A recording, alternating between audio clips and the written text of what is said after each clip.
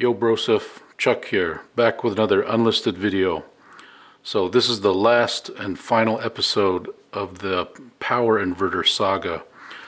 We last left off, I asked your permission if I could cut this thing apart and try to repair it to see if this thing worked. So I got online and I was looking for a female cigarette lighter adapter, and the cheapest one I could find was 10 bucks. And that didn't seem like a good value.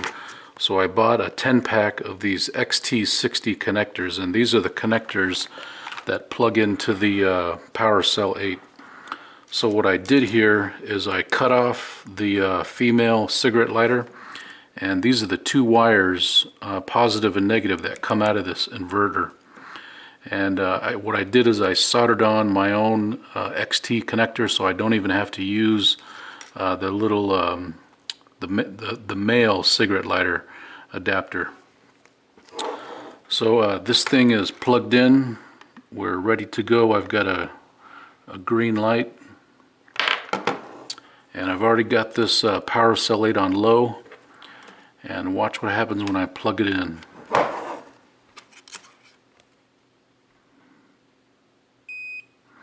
So you can see it completed the handshake registration, and now we've got the red status light and it's charging.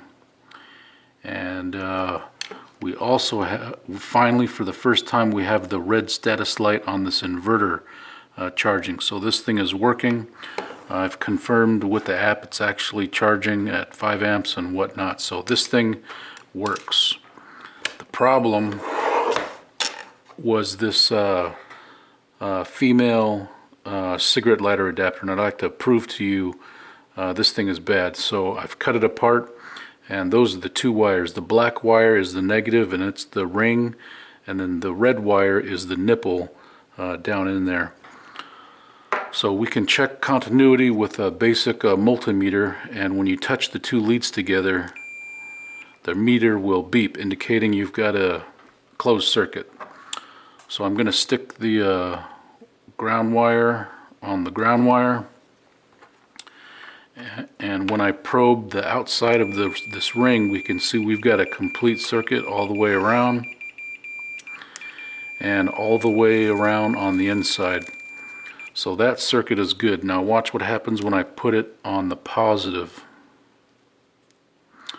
Alright, now I've got it on the positive, and now I've got to touch that little nipple inside there, and we get nothing. There's no continuity.